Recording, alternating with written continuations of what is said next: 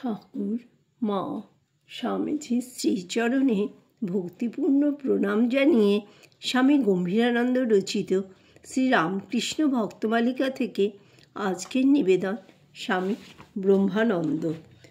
মঠ মিশনের গুরুদায়িত্ব মহারাজের স্কন্ধে অর্পিত থাকায় উহার অভাব অনটনের প্রত্যক্ষ জ্ঞান তাহার যথেষ্টই ছিল, কিন্তু ব্যক্তিগত জীবনে তিনি যেমন ত্যাগের আদর্শকে অতি উচ্চে তুলিয়া ধরিতেন, সংঘের জীবনেও তেমনি তাহার দৃষ্টিতে ত্যাগের আসন ছিল অতি ঊর্ধ্বে। একবার পুত্রশোকে কাতর জনৈক ধনী ব্যবসায়ী কিছুদিন বেলুড় মঠের পার্শ্বে বাস করিয়া উহার ভাবধারায় মুগ্ধ হন এবং প্রস্তাব করেন যে তাহার সমস্ত ব্যবসায়টি লোককল্যাণার্থে সাধুদের হস্তে তুলিয়া দিবেন। এই সংবাদটি স্বামী প্রেমানন্দ যেমনি মহারাজকে শুনাইলেন, অমনি তিনি সন্ত্রস্তভাবে করজোড়ে বলিলেন, বাবুরামদা, সাধুসঙ্গ করে লোকটির মনে বৈরাগ্যে উদয় হলো, আর তার সঙ্গ করে আমাদের বিষয়বুদ্ধি হবে। বলা বাহুল্য, ওই প্রস্তাব তখনই প্রত্যাখ্যাত হইল। স্বভাবতই শান্ত ও গম্ভীর মহারাজের অন্তরের ভাবরাশি যে অকস্মাৎ কীরূপে স্বীয় ভাস্কর সৌন্দর্য বিকাশপূর্বক সকলকে বিহ্বল করিত, তাহার দুই একটি দৃষ্টান্ত পূর্বেই প্রদত্ত হইয়াছে। বেলুড় মঠে সংগঠিত ঐরূপ আরেকটি উদাহরণ দিলে পাঠক উহা আরও সম্যক উপলব্ধি করিতে পারিবেন। সেদিন শ্রী শ্রী রামকৃষ্ণের জন্মোৎসব উপলক্ষে মঠ প্রাঙ্গণে আন্দুলের কালীকীর্তন চলিতেছিল। শ্রী শ্রী মাও মঠে আসিয়াছেন। চারিদিকে একটা অতি গম্ভীর পরিবেশ। ইহারই মধ্যে স্বামী প্রেমানন্দ আলিঙ্গনপাশে আবদ্ধ করিয়া মহারাজকে কীর্তনস্থলে লইয়া গেলেন। মহারাজ তথায় উপস্থিত হইয়াই অনুপম নৃত্য আরম্ভ করিলেন। ক্রমে বোধ হইল যেন তাহার বাহ্য সংজ্ঞা লোপ পাইয়াছে, দেহমাত্র তালে তালে অপূর্ব ভঙ্গিমায় দুলিতেছে। অমনি স্বামী শারদানন্দের ইঙ্গিতে তাহাকে গৃহ অভ্যন্তরে আনা হইল। ভিতরে আসিয়াও সে ভাবসমাধি দীর্ঘকাল ধরিয়া চলিল।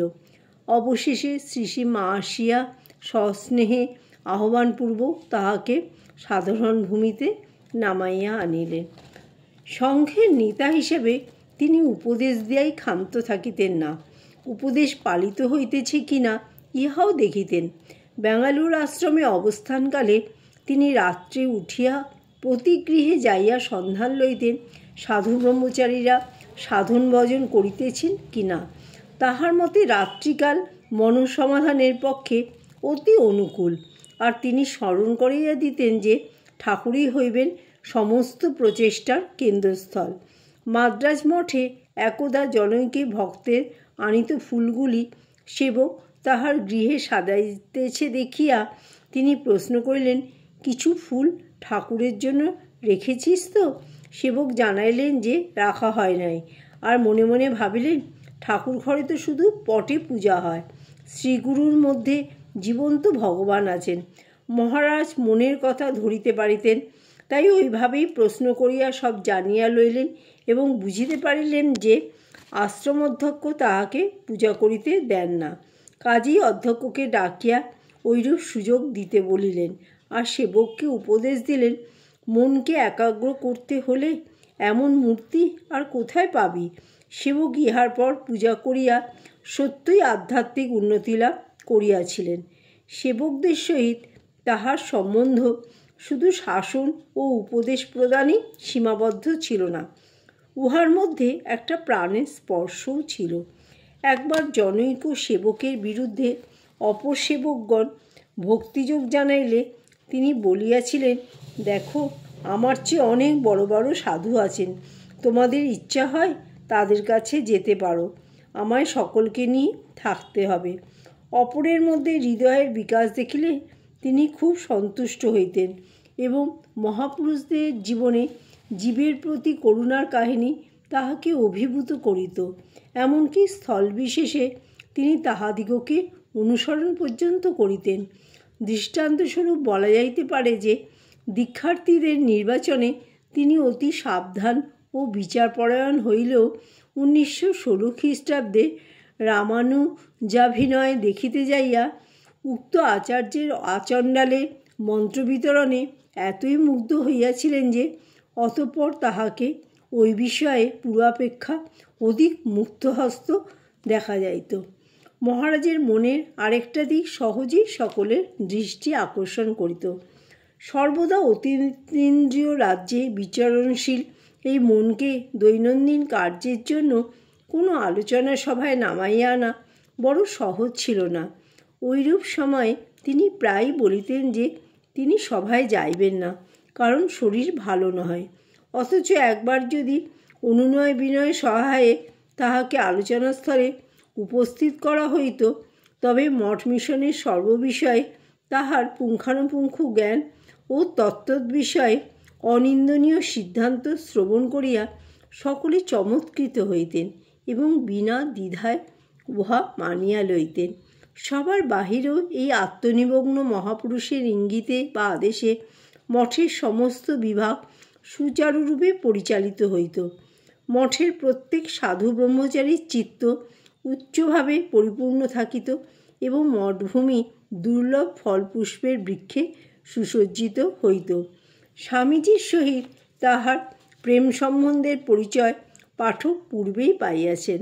এখন অপরের সহিত এই সপ্রেম ব্যবহারে কয়েকটি দৃষ্টান্ত দিতেছি। স্বামী অখণ্ডানন্দ একবার মহারাজের ইচ্ছার বিরুদ্ধে সারগাছি গমনোদ্দেশ্যে রাত্রে রেল স্টেশনে যাইতে উদ্যত হইলে মহারাজ গোপনে পালকিবাহক দিগকে কি যেন বলিয়া দিলেন। ফলে তাহারা অনেকক্ষণ এদিক সেদিক ঘুরিয়া ট্রেনের সময় অতীত হইয়া গেলে অখণ্ডানন্দকে পূর্বস্থানে উপস্থিত করিল। তখন রাত্রি প্রভাত হইয়াছে। অখণ্ডানন্দজি চক্ষু মেলিয়া অবস্থা বুঝিলেন, আর অমনি মহারাজ প্রমুখ সকলে সেই আমোদে যোগ দেওয়ায় চারিদিকে হাস্যধ্বনি উত্থিত হইল। হাস্য পরিহাস ছাড়াও এই বন্ধুপ্রীতির প্রকাশ অন্যভাবে হইত। 1914 খ্রিস্টাব্দে স্বামী তুরীয়ানন্দের বহুমূত্র রোগের বৃদ্ধি হইলে মহারাজ সেবকরূপে একজন ব্রহ্মচারীকে দেরাদুনে তাহার নিকট পাঠাইয়া দেন এবং চিঠিতে লিখিয়া দেন যে একটি বাড়ি ভাড়া করিয়া যেন স্বতন্ত্রভাবে থাকার ব্যবস্থা করা হয়। মহারাজ সমস্ত ব্যয়ভার বহন করিবেন। বেলুড় মঠের সম্মুখের পোস্তা ও ঘাট নির্মাণকালে অনুমান অপেক্ষা অত্যধিক ব্যয় হওয়ায় কার্যনিরত স্বামী বিজ্ঞানানন্দ যখন স্বামী বিবেকানন্দের সম্মুখে পর্যন্ত যাইতে সাহস পাইতেছিলেন না, তখন মহারাজ ওই সমস্ত দায়িত্ব নিজের স্কন্ধে তুলিয়া লইলেন এবং অম্লান বদনে স্বামীজির সমস্ত ভর্ৎসনা সহ্য করিলেন, যেন অপরাধ তাহারই। স্বামী অখণ্ডানন্দ মুর্শিদাবাদে দুর্ভিক্ষ পীড়িতদের সেবায় রত রইলে তিনি উৎসাহ দিয়া লিখিয়াছিলেন, তোমাকে কি বলিব খুঁজিয়া পাইতেছি না। তুমি এখানে আসিলে গ্র্যান্ড রিসেপশন এবং আমরা কোলে করিয়া নাচিব। জয় ঠাকুর, জয় মা, জয় স্বামীজি।